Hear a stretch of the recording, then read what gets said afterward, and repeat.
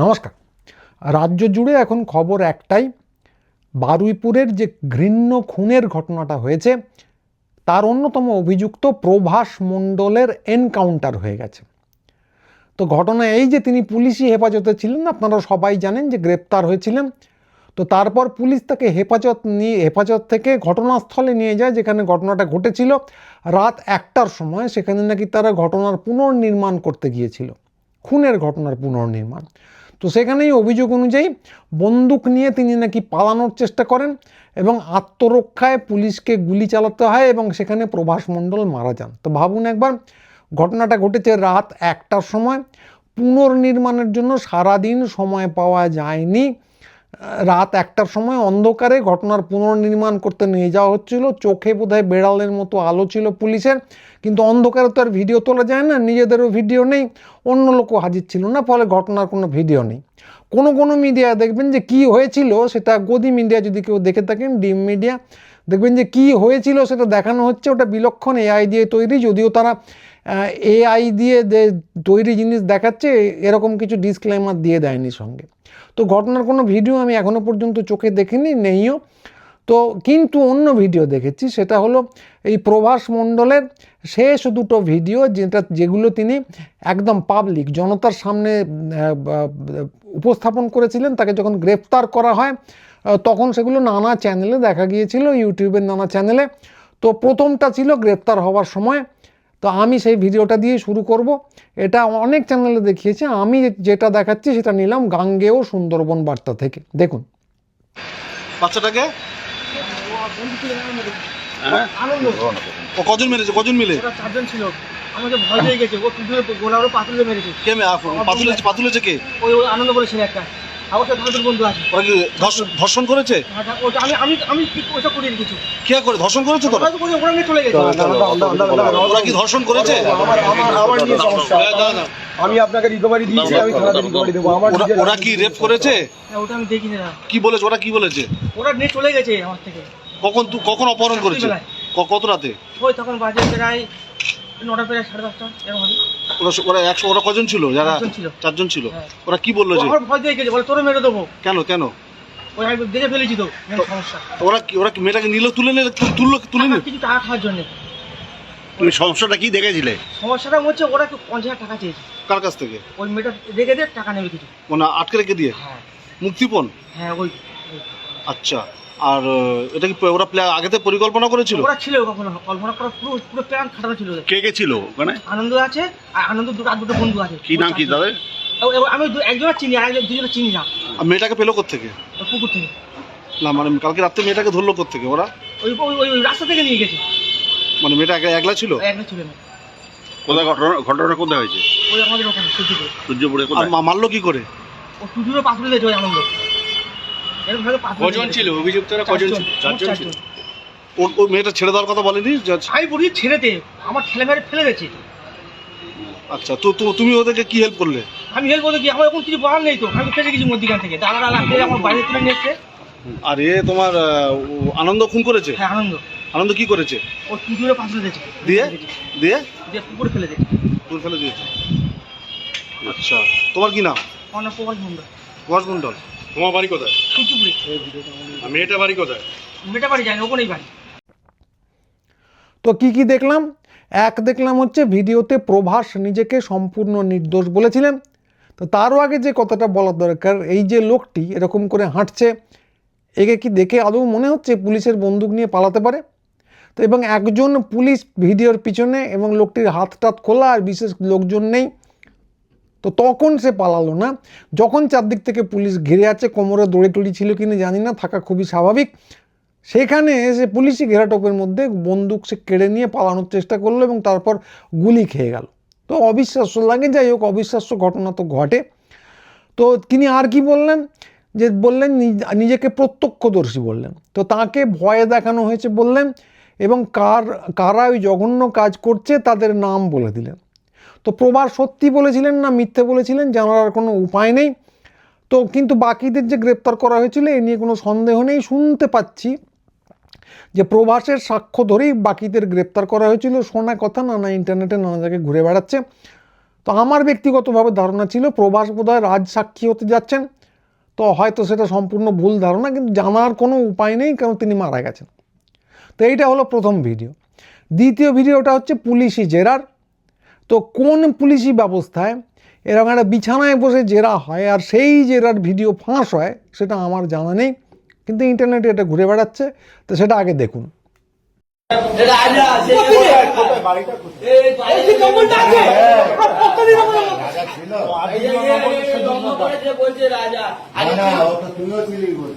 আমি ছিলাম স্যার, আমার ধর্মগত যাচ্ছিল আমি দেখেছি।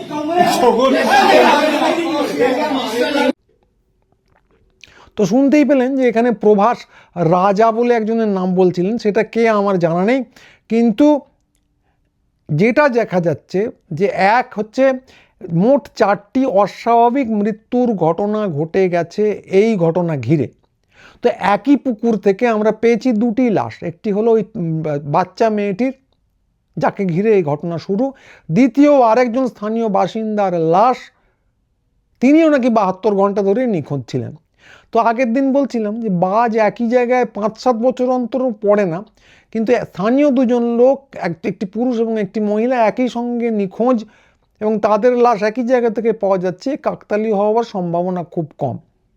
তারপরই মারা গেলেন আরেকজন, তিনি নাকি প্রধান অভিযুক্ত, গণপিটুনিতে মারা গেলেন। তারপর মুখ্যমন্ত্রী এসে বললেন যে এ আসলে নির্দোষ, যে মারা গেছে।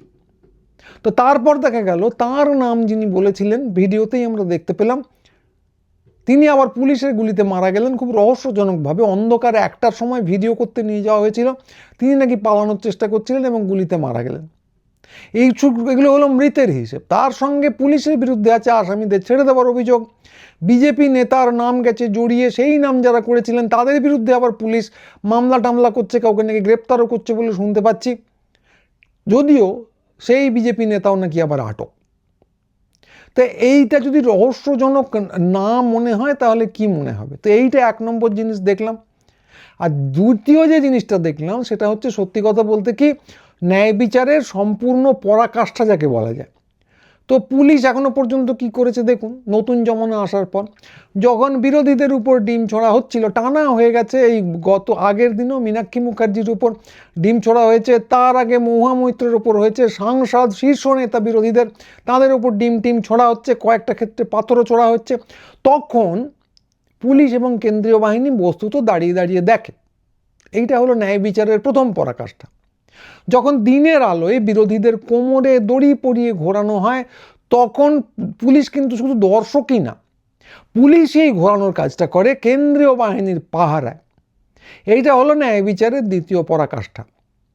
যখন একের পর এক নারী নির্যাতনের ঘটনা সামনে আসে, রাজ্যে নতুন জমানা আসার পর অন্তত গোটা 10 ঘটনা ঘটেছে, তখন কিন্তু পুলিশের টিকি দেখা যায় না, মিডিয়ার টিকি দেখা যায় না। যখন গোলমাল শুরু হয়, তাই নিয়ে প্রতিবাদও শুরু হয়, তখনও টিকি দেখা যায় না। গোলমাল যখন বেড়ে যায় তখন ধামাচাপা দিতে মিডিয়া আসে এবং পুলিশও আসে। ধামাচাপা দিতে না, তদন্ত করতে বলা কঠিন। এই বারুইপুরেই অভিযোগ যেটা, যে মেয়েটি যখন খুন হয়েছিল তখন গোটা একদিন পুলিশের টিকি মেলেনি, মিডিয়ার তো গোলমাল শুরু হওয়ার পরও টিকি মেলেনি। তো স্থানীয় লোকেরা যেটা করেন, সিসিটিভি দেখে, যেটা পুলিশের গোয়েন্দার কাজ, সম্ভাব্য অপরাধীদের চিহ্নিত করেন, ধরেন এবং তারপর গণবিক্ষোভ শুরু হয়। এবং যারা বিক্ষোভ দেখাচ্ছিলেন, এখন শুনতে পাচ্ছি তারাই অনেকে অভিযুক্ত বিক্ষোভ দেখানোর জন্য। এবং তারপর দেখা যায় প্রকাশ্যে এক অভিযুক্তকে তিনি বেশ কিছু নাম ফাঁস করে দিচ্ছেন এবং সেই অনুযায়ী গ্রেপ্তার করা হচ্ছে বা গ্রেপ্তার করতে বাধ্য হচ্ছে পুলিশ। এইবারে ন্যায় বিচারের পরাকাষ্ঠাটা কি না, যেই না এইসব বেফাস কথা, তারপরে পুলিশের টনক নড়লো, এইবার কিন্তু ন্যায় বিচার দিতে হবে।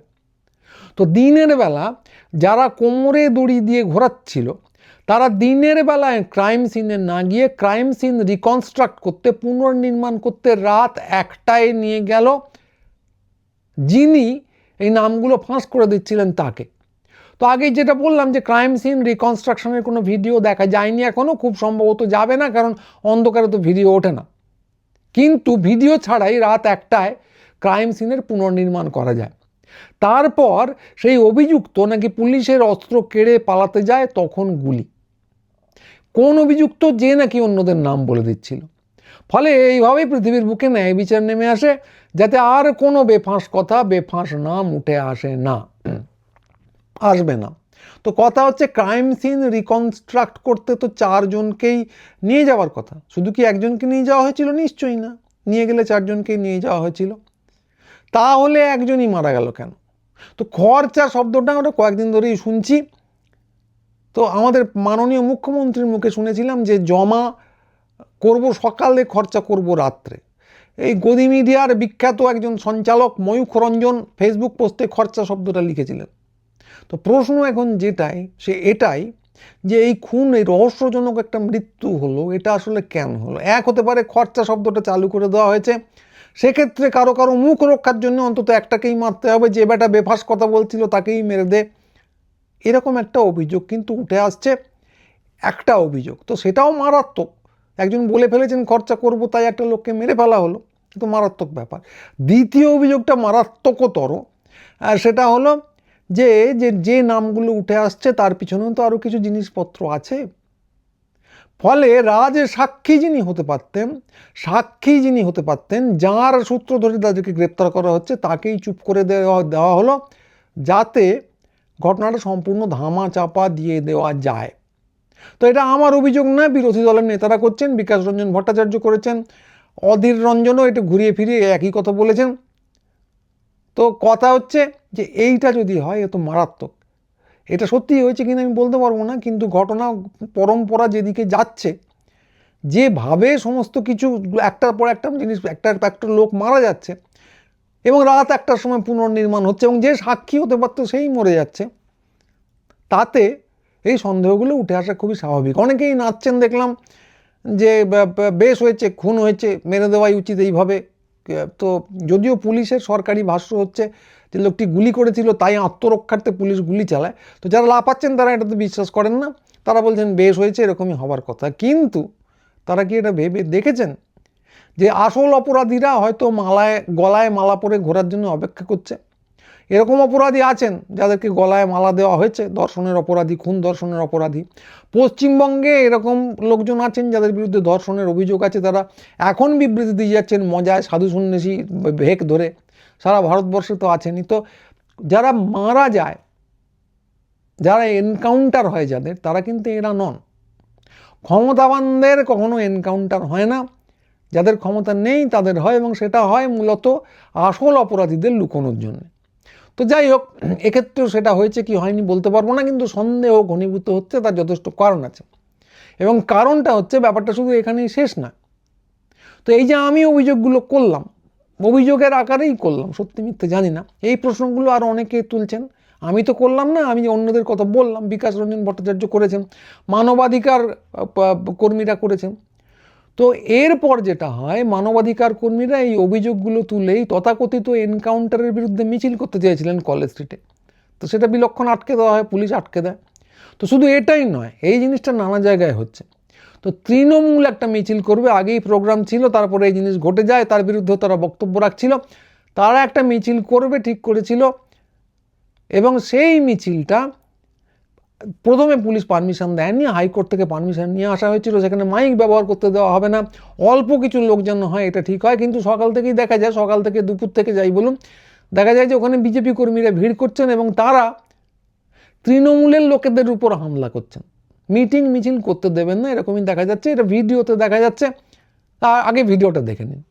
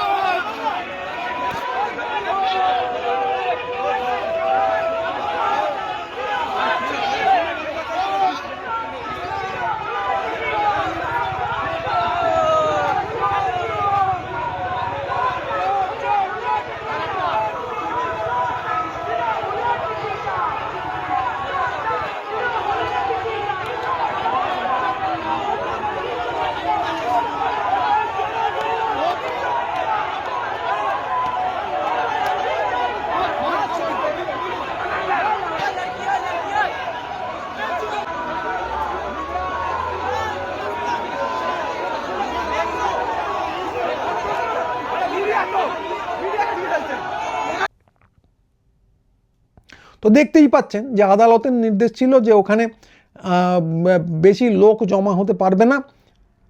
তো বিজেপি আদালতের নির্দেশ নিয়ে এসেছিল কিনা আমি জানি না। তো তারপরেও তৃণমূলের মিটিংটা হয়, সেই চিত্র আপনাদের দেখাচ্ছি। মিছিলটা হয়, ভালোই হয়েছিল, কিন্তু কথা হচ্ছে যে একটা দল, বিরোধী দলের কেন্দ্রীয় একটা জমায়েত, কেন্দ্রীয় একটা মিছিল, তার উপরে সরকারি দল, শাসক দল এসে হামলা করবে, এ আমি জীবনে দেখিনি।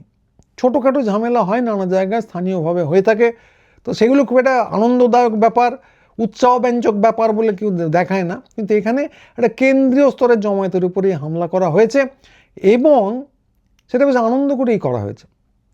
তো বিরোধী দলকে আদালতে যেতে হবে মাত্র ছোট্ট একটা মিটিং করার জন্য, যেখানে মাইক ব্যবহারের অনুমতি পাওয়া যাবে না। উল্টো দিকে শাসক দল কোনো অনুমতির তোয়াক্কা না করে, একটুও তোয়াক্কা না করে তারা ঝাঁপিয়ে পড়বে বিরোধী দলের উপর। আদালত লাগবে না, পুলিশ লাগবে না, প্রশাসন লাগবে না। এবং মজা হচ্ছে, পুলিশ ওখানে দাঁড়িয়ে দাঁড়িয়ে দেখছে, বাবা বাছা করছে। তো এই সেই পুলিশ যারা নাকি বারুইপুরে গিয়ে ন্যায় বিচার দিয়ে ফেলেছে।